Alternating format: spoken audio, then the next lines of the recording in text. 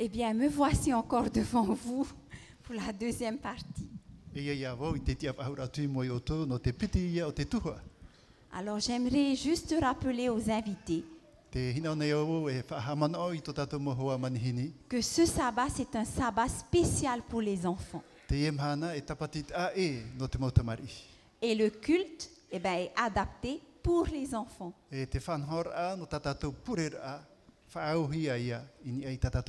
Alors, je ne pensais pas avoir autant d'invités aujourd'hui.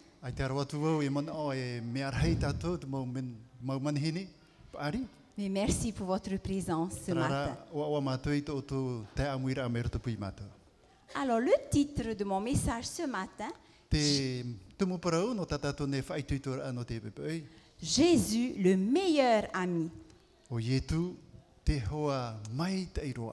Alors, j'aimerais demander aux enfants, qu'est-ce que c'est pour vous un ami?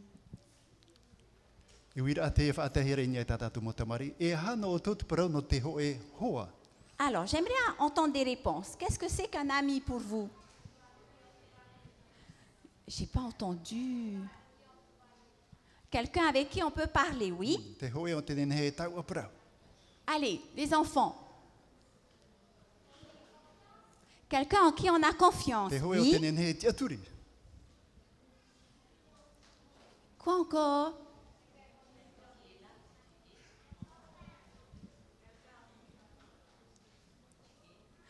Vous savez, d'ici, on n'entend pas vraiment, alors parlez plus fort. Un copain, oui, c'est un copain. Et vous, les adultes?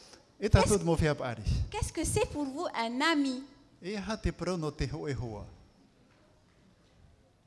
Pas de réponse? Ah! Allez, je sais. Alors, c'est quelqu'un qui est là pour vous quand vous avez des difficultés. Vous êtes d'accord? Oui.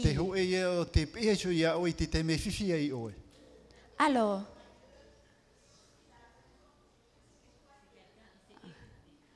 oui, Kolou, j'ai entendu joyeux, c'est ça?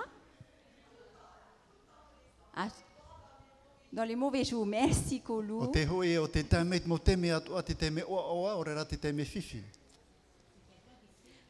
C'est quelqu'un qui sait écouter.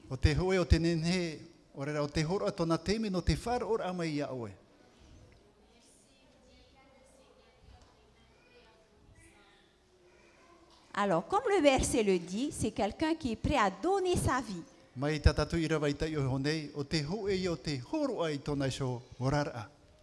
Eh bien, merci pour vos réponses. Tout le monde aime avoir des amis, n'est-ce pas? Mais j'aimerais bien demander ce matin, qui n'a pas d'amis?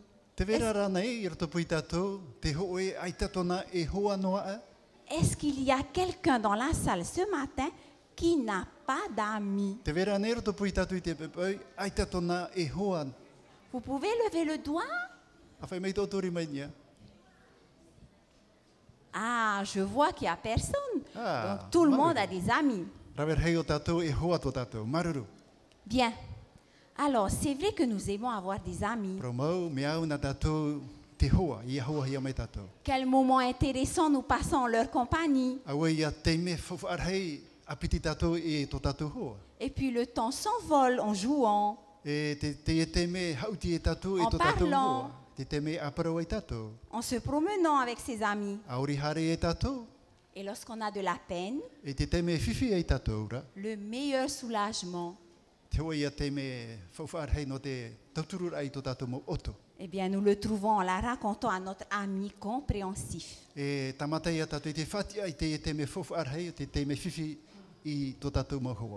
Alors, une autre question. Pourquoi est-il si important de bien choisir ses amis?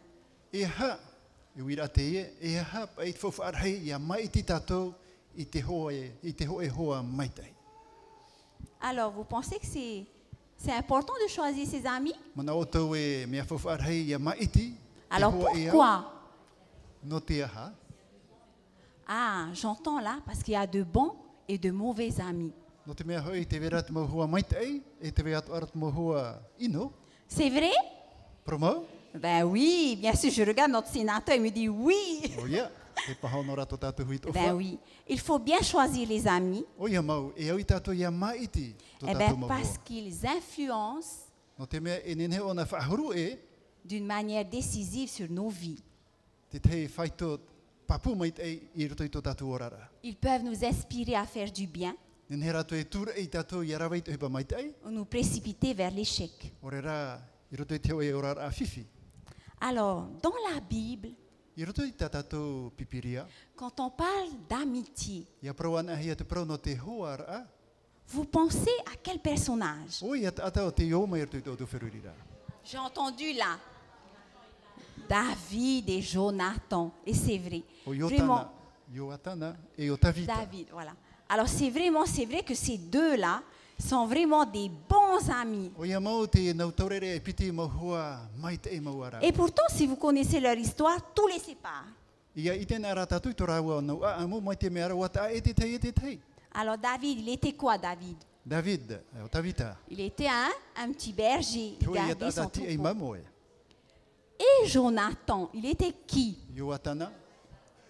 C'était un prince, puisqu'il était fils de roi.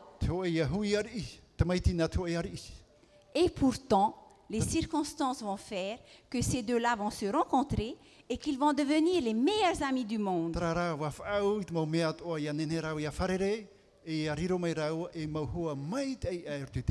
Alors, à quel moment ils se sont connus? Vous savez? Ils se sont connus à un événement bien spécial. Alors, oui, alors en fait, vous vous rappelez David, il a tué qui? Le géant, comment s'appelait le géant? Goliath.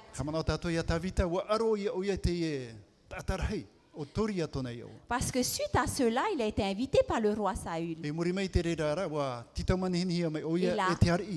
a lié d'amitié, il s'est lié d'amitié avec Jonathan. Et cette amitié va durer même jusqu'à la mort. Et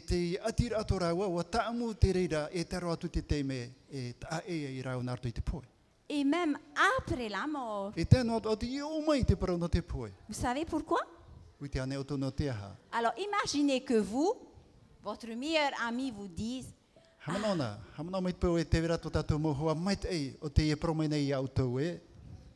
écoute, si jamais un jour je venais à disparaître, peux-tu t'occuper de mes enfants? Vous avez déjà eu un ami qui vous a demandé ça? Alors, qui a déjà demandé à son meilleur ami de garder ses enfants même après sa mort?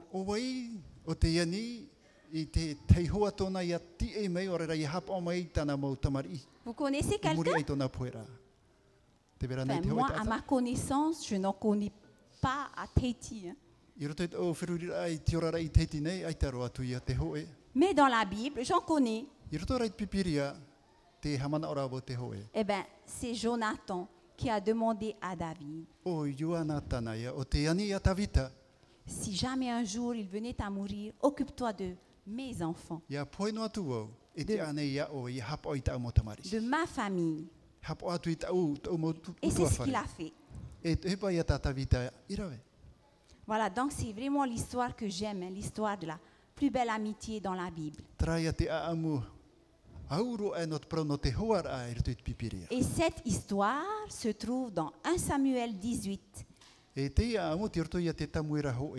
18, 1 Samuel 19 aussi, la suite. Voilà donc l'exemple de véritables amis. Mais vous savez que parfois, on est souvent déçus aussi de nos meilleurs amis. Ils peuvent nous jouer, ils peuvent peut-être nous blesser quelquefois.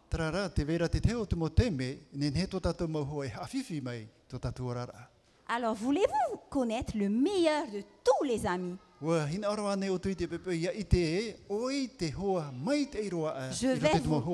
Je vais vous le présenter. Les enfants, connaissez-vous cet ami? Et oui, cet ami, c'est Jésus. Eh bien, Jésus, il désire ardemment nous offrir son amitié.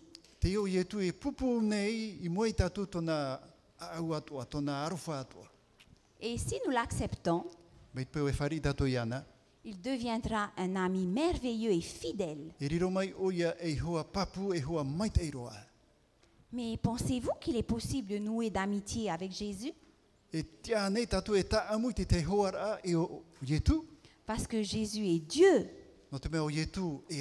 Il est le Créateur. Et ça, on le lit dans Jean 15, versets 12 à 15. Alors on nous dit que Jésus est merveilleux.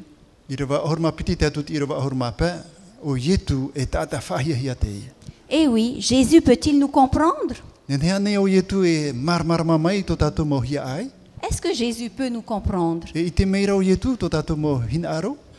que Jésus peut comprendre les enfants? Eh bien oui, parce que lui aussi, il a été un enfant. Il avait des émotions comme vous et moi.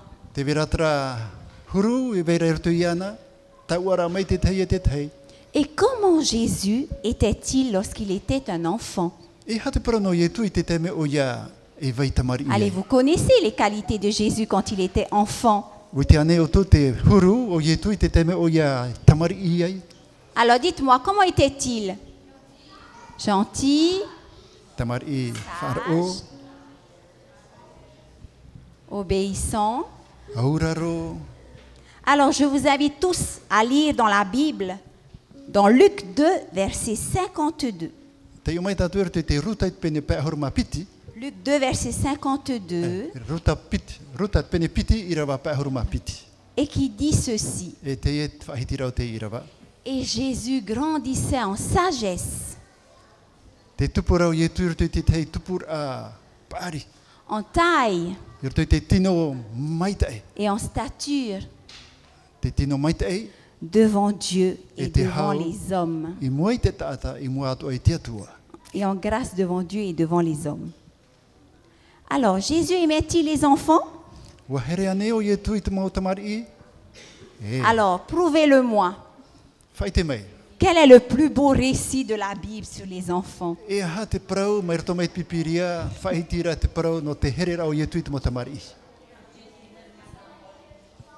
Alors, j'entends laisser venir à moi les petits-enfants, oui. Alors, cette histoire se trouve où? Dans quel livre de la Bible? Dans Matthieu, chapitre 19, verset 13 à 15, l'histoire. Hein? Bien, laissez-la, je vais vous raconter cette histoire. Alors, il y a des mamans qui ont entendu que Jésus arrivait dans le village. Elles étaient contentes. Alors, il y a une première maman qui va voir une autre maman, sa voisine.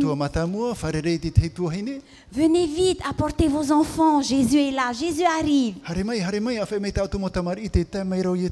Alors, toutes contentes, elles prennent leurs enfants et vont vers Jésus. Alors ceux qui marchent, imaginez les enfants qui courent, les premiers vers Jésus.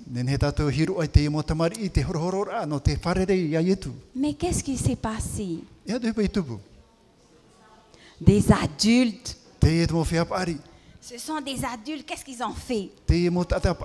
Ils ont empêché les enfants. Ils ont dit, n'allez pas embêter Jésus. Ou bien, vous faites trop de bruit. Et alors les enfants, comment ils ont réagi à votre avis? Imaginez. Ils sont déçus, ils sont tristes. Mais Jésus a vu, les a vus. Et qu'est-ce qu'il a fait? Ah, il a grondé les disciples, les adultes, oui. Enfin, pas méchamment. Hein? Et qu'est-ce qu'il a dit, Jésus? Laissez venir à moi les petits-enfants et ne les en empêchez pas. Pourquoi? Attention, la réponse de Jésus. Pourquoi? Parce que le royaume des cieux est pour ceux qui leur ressemblent.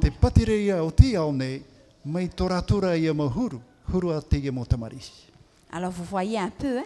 C'est important. Jésus a pris la défense des enfants. Alors, en d'autres occasions, toujours dans la Bible, dans Matthieu 18, verset 3, alors nous parlons encore d'enfants. Hein? Jésus a pris un enfant, il l'a mis au milieu des adultes. Et voici ce qu'il va déclarer. Je vous le dis en vérité. Écoutez bien les adultes. Hein. Si vous ne vous convertissez pas, et si vous ne devenez pas comme les petits-enfants, vous n'entrerez pas dans le royaume des cieux. Mais il va expliquer. C'est pourquoi celui qui se rendra humble comme ce petit enfant sera le plus grand dans le royaume des cieux. Et celui qui accueille en mon nom un petit enfant,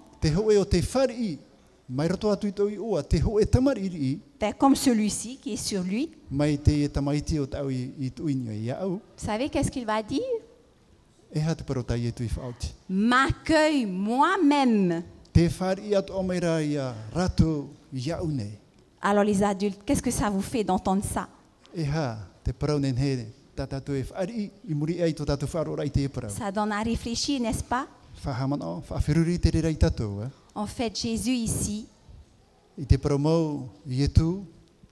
Jésus parlait de bonté, de la sincérité et de l'amour qui existe dans le cœur des enfants. Parce que vous savez que les enfants sont si spontanés.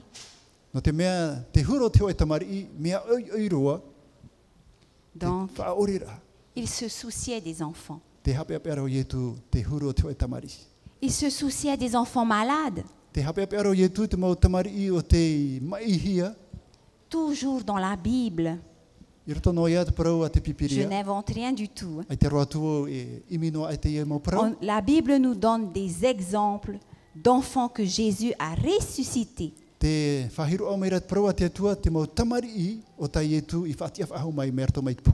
Alors peut-être vous connaissez la fille de Jairus.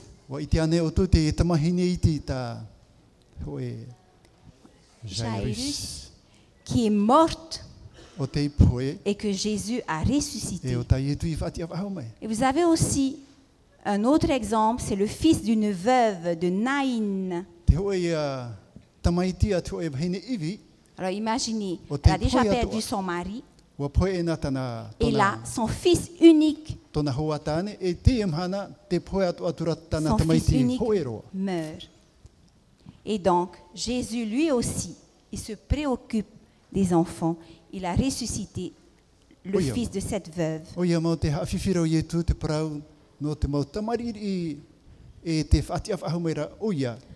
Alors, vous voyez les enfants, vous êtes à l'honneur. Jésus vous aime.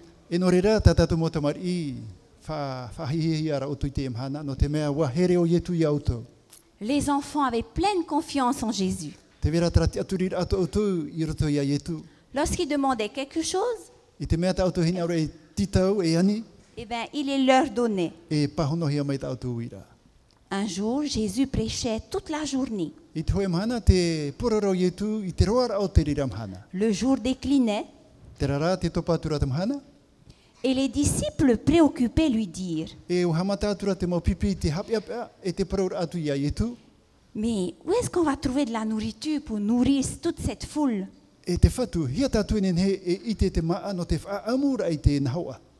Et combien y avait-il de personnes, les enfants? Il y avait 5000 personnes. Hommes, hein, je ne parle pas, il y avait aussi les enfants et les femmes, mais on parle de 5000 hommes. Est-ce qu'on peut nourrir 5000 personnes comme ça? Ben, vous savez qui va venir? Un enfant. Il va apporter quoi à Jésus? Il va apporter 5 pains et combien de poissons?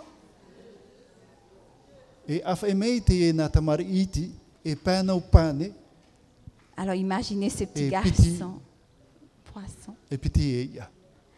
Alors imaginez cet enfant heureux de pouvoir donner son repas à Jésus.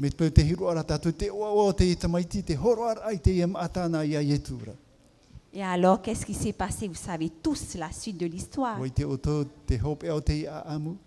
Dieu a béni ce repas. Et ce soir-là, tout le monde a pu manger. Et bien manger. Puisqu'il restait combien de paniers? Il restait combien? 12 paniers. Alors vous voyez un peu le miracle que Jésus a fait? Donc Jésus aime les enfants.